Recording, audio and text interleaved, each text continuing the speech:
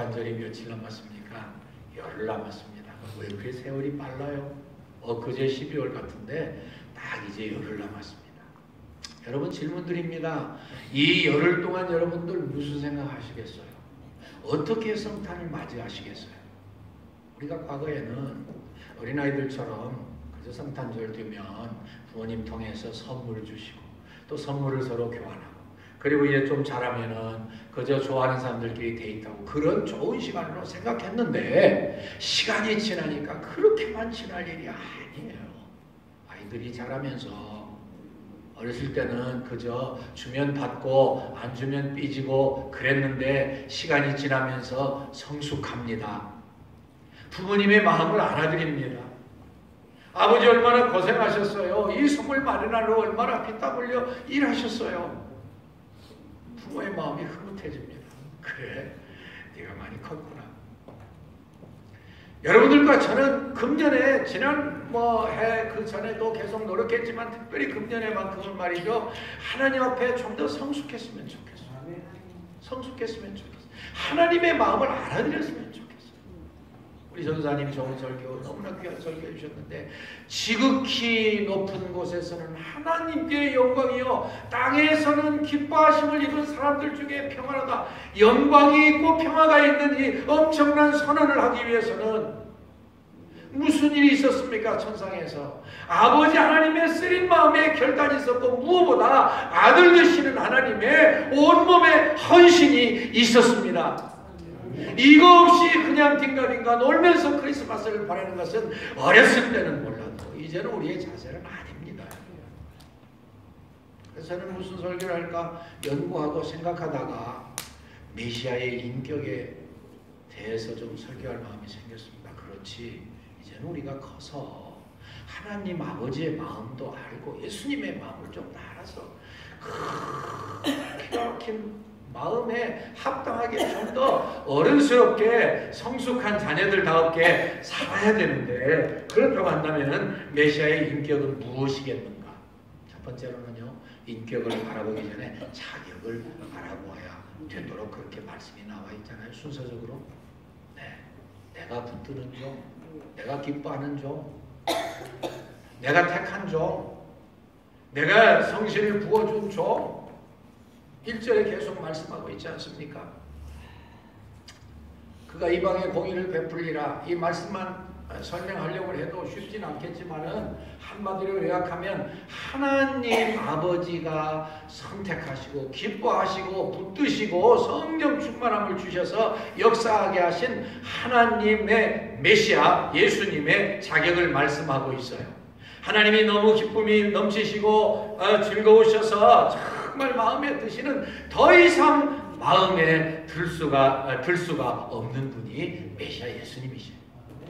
그러니까 예수님의 그 자격을 생각하면은요, 물론 예수님처럼 온전하신 분이 어디 계시겠습니까만은 그런 자격을 생각할 때 우리의 마음에 옷깃이 여미어져요. 하나님 아버지께서 그렇게 귀한 자격을 가지고 살게 하셨고 특별히 이방의 모든 사람들에게 구원 주시는 그 공의란 말은 하나님의 절대적인 의로움을 말씀하고 있죠. 그가 이방의 공의를 베풀리라. 이것은 구원으로 바꿔서 설명할 수 있는 이방의 구원을 선언하리라. 결국 그것이 맞는 말씀인 것이 본문 4절 짧은 9절 가운데에 공의란 말이 3번이나 반복돼요. 무슨 뜻입니까? 하나님의 공의는 죄를 지은 사람이 반드시 죽어야 된다고 하는 것을 알잖아요. 여러분들도 아시고 하나님도 아시잖아요. 그것을 이루기 위해서 메시아를 보내셨다 그런 뜻입니다. 메시아가 죽지 아니하면, 메시아를 죽이지 아니하면 하나님의 공의가 성립될 수가 없습니다. 그래서 그러한 자격이라고 할까요? 그런 모습으로 메시아가 이 땅에 오셨는데 그 메시아를 바라보는 여러분들과 그 예수님이 거룩한 몸을 이 땅에 누신 그 순간, 그리고 아무리 생각해도 인간이 미련해도 너무나 미련하지 그 예수님을, 그 메시아를 알아보지 못하고 아까 물론 말씀하셨습니다만 저 동방에서 박사들이 오셔서 기가 막힌 경배를 드리도록 하나님은 섭리하셨지만 본 백성, 율법학자들이라는 사람들, 대제사장이라는 사람들, 하나님의 공의를 구하면서 사람을 구하면서 그렇게 매번 이 제사를 드리는 우두머리라는 사람들이 예수님 어디서 난 거 알고 헤롯에게 가르쳐 줬으면서도 아무도 가지 않았어요. 하나님이 하시는 일은 어떤 의미에서 참 영리적인 진리가 많이 담겨 있는 것 같습니다. 참 희한한 일이 많습니다. 예수님이 이 땅에 오셔서 사역하실 때도 마찬가지입니다. 말씀을 더 잘 알려고 그러고 그리고 공부도 많이 했고 또 그렇게 산다고 노력했던 사람들은 예수님께 와서 그저 예수님 말씀을 안 들은 것도 아니고 예수님이 하신 일을 모르는 것도 아니고 그런데 끝까지 부정해버렸어요. 그런가 하면 그들이 그렇게 내박치고 형편없이 생각하고 소유시키고 상대 안 하던 버려진 사람들, 죄인들, 장기들, 세리들, 매국노들, 사회에서 소외되고 상대해 줄 수 없는 사람들, 그런 사람들은 오히려 예수님을 통해서 그 신실하고 겸손하고 그리고 진실한 마음 때문에 다 가난한 마음, 겸손한 마음 때문에 다 구원받았습니다. 하나님의 역사는 참 아이러니합니다. 하나님의 선택함 받고 하나님이 기뻐하시는 하나님의 사람들, 메시아로서의 자격을 갖추기 위해서 주신 말씀을 나에게도 이제는 메시아를 내 구주로 모시고 나의 신랑으로 모셨으니 나도 그분을 좀 닮아가야 되겠다 라고 생각하고 전진하는 분들이 진짜 성탄을 맞는 올바른 자세를 가진 분이라고 저는 믿어요. 그렇게 나아갈 때 하나님은 우리를 보고 야, 너 컸구나. 그래, 맞지? 그렇게 말씀하실 것을 좀 믿어줘요. 두 번째는요, 그분의 인격입니다. 그 다음에 보니까는요, 그분이 두 가지로 그 인격을 가지실 것을 설명하고 있는데, 하나는요, 범죄지 않을 것이다. 범죄지 않을 것이다. 참 뭐라고 우리 말로 설명을 해야 될지 몰라도 외치지 아니하며 목소리를 높이지 아니하며 소리로 거리에 들리게 아니하며. 왜 외치고 왜 소리 지르며 자기 알아달라고 그러는 거거든요. 그것이 바로 유대인들이 하던 일이고 바리새인들이 하던 일이고 마태복음 6장에 보니까 예수님께서 그것을 얼마나 너희들은 그러지 말라고 말씀하시는지 몰라요. 사람들은 구제할 때, 기도할 때, 금식할 때 말이야 사람들을 알아달라고 그리고 큰 거리 어귀에 서든지 사람들 앞에 서가지고 그렇게 폼재는데 절대 그러면 안 돼 그러셨어요. 제가 지금 설교하는 그 흐름을 여러분들 파악하고 따라오고 계시죠? 제가 이렇게 계속 이야기하는 이유는 뭐냐면 이제는 우리도 신랑 되시는 예수님 좀 닮아가고 성탄의 의미에 대해서 깊은 생각을 가지고 주님을 대하자, 성탄을 대하자 그런 뜻이에요. 그래서 인격을 우리가 본받자는 뜻으로 지금 제가 설교하고 있는 거예요. 큰 소리 치지 말라는 거예요. 그럴 필요가 없다는 거예요.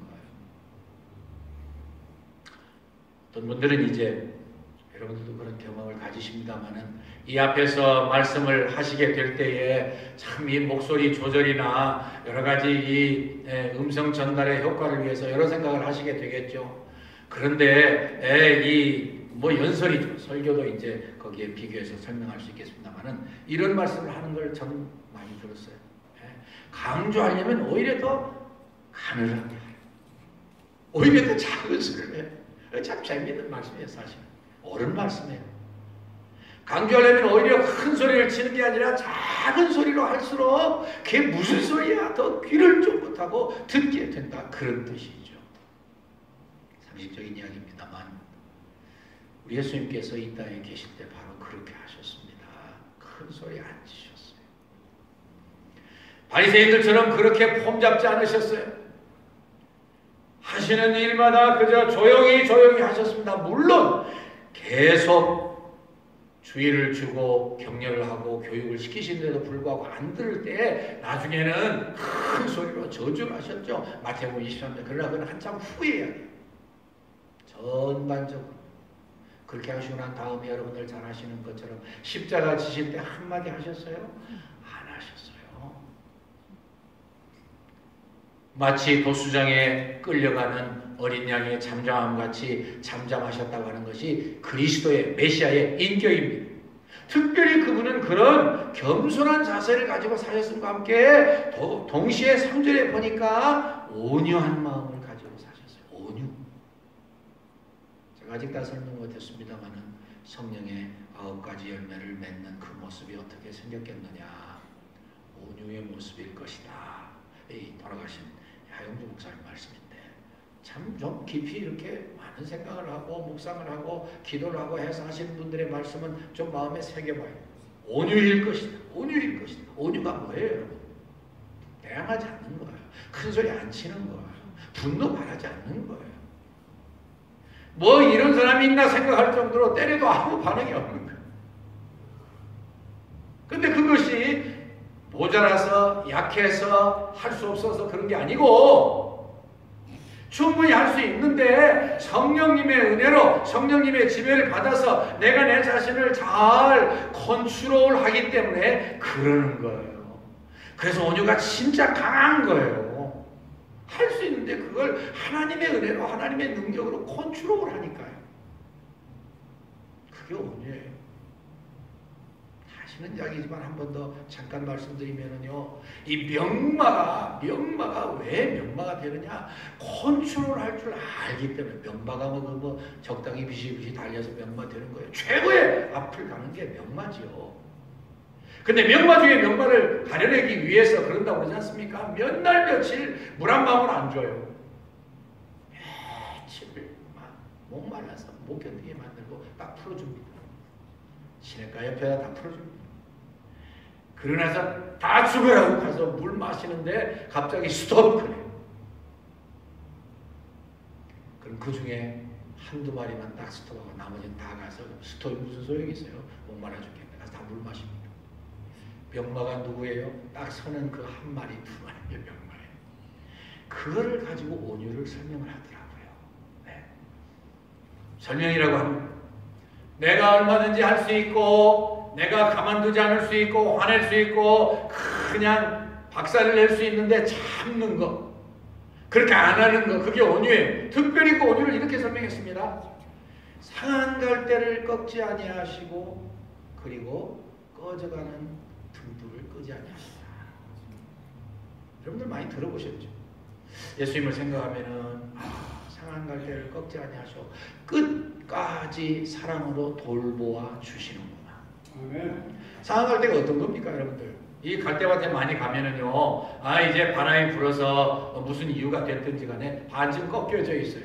더러워요. 더 이상 필요 없어요. 그까짓 거 다 없애버리고요, 새거 갈대 꺾어서 다시 사용하면 되는 거예요. 참 재미있는 것은요, 중동의 이 목동들이 그렇게 한다고 해요. 이걸 만들어 가지고서 피리를 불어서 잘 사용하는데, 이 목동들은요 꼭 자기가 만들었던 그 갈대를 가지고서 그것이 꺾여서도 그것을 어찌하든지 수리해서 다시 쓴대요.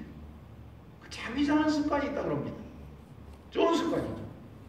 말씀을 이해하는데 좋은 습관이죠. 참 경제적으로는, 이치적으로는 그 납득이 잘 안 돼요. 그런데 그렇게 안 돼요.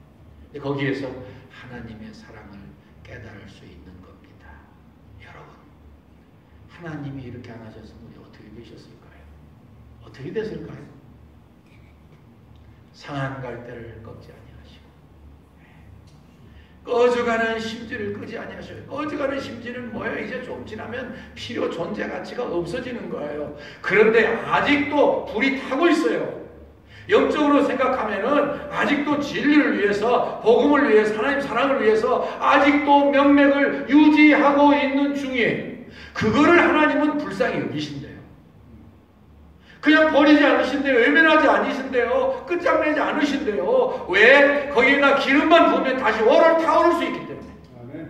그 기름이 뭐를 상징해요? 성령님을 상징해요. 그래서 성령님이 그렇게 중요한 거예요. 메시아에게도 성령 충만을 자격으로 말씀하고 있잖아요. 뭐 이의 되시는 하나님이신데 무슨 성령이 필요해요? 아니에요. 육신을 입고 있는 그 메시아 예수 이 땅에 계실 때 성령 충만을 받으셨어야 됐어요. 그래서 성령 충만이 그렇게 강조되는 거예요. 여러분들도 그러시겠지만 저도요, 농사를 하면서 참 그런 생각을 많이 해요. 참 4월, 5월, 6월, 7월 굉장도 안 합니다. 그때는요 진짜 시원찮은 거 딱 지워버리고 새로 심으면 그때부터 태어난 게 역할을 더 감당할 수도 있어요. 근데 저는요, 여러분들 그러실 수 있겠지만 이상하게 버려진 거 다 그저 잊어버리고 물 잘 안 줘가지고서 다 비틀어지는 거 이상하게 그걸 갖다가서 다시 물을 잘 주고 화초가 됐든지 뭐 열매를 맺는 그런 것들이 됐든지 이렇게 잘 물을 주어가지고 다시 햇빛에다 놓고 보호해서 길러내는 걸 그렇게 즐거워해요. 왜 그런지 모르겠어요. 그 생명이 있는 건데 생명을 아끼는 마음이라 그런지 몰라도요. 참 그런 걸 하면서 그것이 다시 살아나고 그것이 다시 회복돼서 꽃피갈 때 얼마나 기쁜지 몰라요. 인간인 저도 그러는데 하나님이 그 일을 하실 때 얼마나 당신의 말씀하신 대로 하시니 기쁨이 넘치시겠어요. 어떤 목사님이 홀로 되셨습니다. 그런데 이 홀로 되신 분이 하나님께 무슨 은혜를 받으셨는지 그 아들을 데려다가 많이 데려다가 아버지 노릇을 하셨어요. 근데 여러분 그게 쉽습니까? 쉽지 않습니다. 그래서 하다가 너무 지치고 피곤하고 다 익조수 돼가지고 탈진돼가지고 하나님 저 이제 더 이상 못하겠습니다. 얘들이 도대체 말을 들어먹어야지. 언제까지 제가 이렇게 희생해야 됩니까? 그리고서는 목회를 그만두려고 하고 있었어요. 근데 어느 날 보니까는 가서 점검을 해보니까 아니 그래 제일 착실하다는 녀석 믿고 기도했던 녀석조차도 없어졌어요. 마음이 상했습니다. 근데 이렇게 지나다 보니까 새벽녘에 돌아왔어요. 그러니까 온 몸에 흙이 묻어있고 그리고 옷마저 더러워졌어요. 그래서 막 나무랬습니다. 야 이놈아, 너마저 이렇게 하면은 내가 어떻게 하라는 거냐? 너까지 나를 실망시키면 내가 어떻게 하라는 거야? 너 정말 못됐구나. 막 화를 내고 막 나무랬어요. 이 아이가 이렇게 대답합니다. 아버지 죄송합니다. 아버지가 왠지 목회를 그만두려고 하시는 것 같아서 제가 기도하고 왔습니다. 기도하고 왔대요. 기도하고. 그것도 제가 하나님 앞에서 정말 결단하고 제일 어려운 곳 공동묘지 가가지고 그 중에서도 가장 이 머리가 쭈뼛거리고 힘든 곳에 가면 하나님 아버지께서 내 기도를 들어주실 것 같아서 거기서 밤새 기도하고 왔습니다. 어린 것이 어려운 곳에서도 힘들게 기도하면 하나님 아버지가 불쌍히 여기실 것 같아서 기도하고 왔대요. 기가 막힌 이야기죠. 그러났습니다. 내가 잘못했다. 날 용서해. 내가 너를 더 사랑할 거야. 내가 너를 더 믿어줄 거야. 하나님이 정말 이렇게 우리를 사랑하시는구나. 나도 너처럼 하나님을 사랑했으면 좋겠다. 그래서 그 마음을 돌이켰어요. 참 사람은요 약한 존재이지만 감동을 받고 이 감동이 전달되도록 돼 있어요. 한 사람이 희생하면 그 희생이 그 자리에서 그치지 않습니다. 계속 전파되도록 돼 있어요. 그러니까 하나님께서 그것을 기대하고 상한갈대 같은 7 귀신이 들려가지고 인생 다 팽아 아무도 돌봐주지 않는 막달라 마리아를 고치셔서 최고의 제자로 여제자로 써주셨습니다. 주님이 십자가에 달리시고 부활하시는 동안 이 막달라 마리아처럼 그렇게 가까이 붙여차서 그 뜨거운 사랑을 표현했던 여자가 없습니다. 상한 갈대를 꺾지 아니하시고 꺼져가는 심지를 끄지 아니하시는 온유와 겸손의 큰 적극적인 자세 때문에 3번이나 예수님 같은 장소에 계셨잖아요. 마지막 3번째 예수님 모른다 그럴 때 예수님이 돌아오셨습니다. 그래도 예수님은 그를 버리지 아니하시고 다시금 회개하게 하시고 사랑을 회복하고 그의 사명을 회복하게 하시는 멋진 예수님. 십자가에 심지어 달려서 일생토록 못된 짓만 하고 그냥 죽일 수 없어서 가장 극악한 방법으로 죽이는 이 십자가에 쪽을 말씀을 하십니다만은 얼마나 근거인지만 오른쪽에 있는 강도에게까지도 은혜를 베푸시는 분이 메시아 예수님이십니다. 아니 현장에서 가늠하다가 잡혀와서 예수님이 조금만 잘못하면 모든 사람들이 들고 있던 이 돌을 쳐서 돌무더기를 만들 수밖에 없는 그 여자에게까지 예수님은 구원을 베푸신 예수님이십니다. 그리고 마지막 4절에 보니까는요, 결국 이방인이 다 함께 구원의 복음을 받을 텐데, 누림을 받을 텐데, 벌써 예수님 오시기 700년 전부터 그렇게 예언이 됐는데, 그 일을 예수님은 끊임없이 포기하지 않고 하실 것을 말씀하셔서 그는 쇠하지 아니하며 낙담하지 아니하고 세상의 공의를 세우시기에 이르리니 섬들이 이방인들 말하죠. 그 교훈을 망망하리라. 그렇습니다. 우리 예수님 이 모든 일을 하시되 낙심하지 아니하고 포기하지 아니하고 끝까지 일을 이루시는 것이 마지막 십자가에서 7마디 하시면서까지 그 사랑과 증거가 나타난 거 아니에요? 저는 가끔 생각해 보면서 그것이 정말 가능한 일일까? 아무리 성자 하나님이라도 육신을 입으셨는데 십자가에 달리시면서 그 말도 안 되는 짓 엉뚱하고 자기 명예를 위해서 자기 종교적인 보장을 위해서 끝까지 십자가를 지게 만드는 그 사람들을 향해서 아버지여 저들을 용서해 주십시오. 자기가 하는 건 몰라서 그렇습니다. 그럴 수가 있을까? 그럴 수가 있을까? 결론입니다. 우리는 하기 어렵습니다. 근데 그렇게 받지 않으면 못 삽니다. 그게 아이러니예요. 상대방들이 나를 위해서 정말 나에게 그렇게 인내하고 온유하고 겸손하게 대해주면 정말 좋겠습니다. 그리고 그 좋은 일을 나를 위해서 시작했으면 끝까지 인내하고 포기하지 않았으면 좋겠습니다. 근데 내가 하기에는 좀 벅차. 받고는 싶고 필요한 건 안 알겠는데 내가 주님 뒤를 따라간다고 하면서 내가 실천하기는 아직도 좀 벅차. 그래서 성탄의 의미를 다시 살펴보자는 겁니다. 예수님이 어떻게 하셨는가, 하나님 아버지께서 어떻게 마음을 비우셨는가 알아보고 좀 성숙한 인격으로 하나님 앞에서 보여드리면서 금년이 다가기 전에 금년에 우리가 그렇게 다 못 살았으면 한 번 실컷 실천하고 남은 15일간이라도 그렇게 하고 정말 결단과 각오로 그 어느 때 못지않게 하나님 자기 2020년을 주시겠습니까? 한번 해볼랍니다.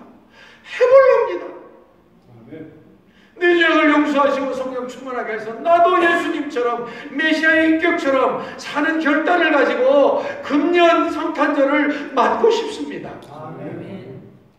그런 기도가 우리 마음속에서 우러날 때 하나님 우리의 중심을 받으시고 그분의 약속대로 그를 향해 우리가 가진 바 담대한 것이 이것이니 그의 뜻대로 무엇을 구하면 들으십니다. 기도가 반드시 응답될 줄로 믿습니다. 포기하지 맙시다. 주님 바라봅시다. 성탄의 참음을 깨닫고 성숙합시다. 그래서 주님이 우리를 보실 때에 아버지 하나님이 우리를 보실 때에 그래 성숙했구나. 내가 너를 들었으리라. 내가 너 때문에라도 이 어려운 환경을 극복하고 어려움을 해결하고 산적한 문제를 다 해결하고 내가 너를 쓸 때에 요셉을 쓰듯이 다니엘을 쓰듯이 에스더를 쓰듯이 룻을 쓰듯이 다윗을 쓰듯이 내가 너를 써줄 것이다.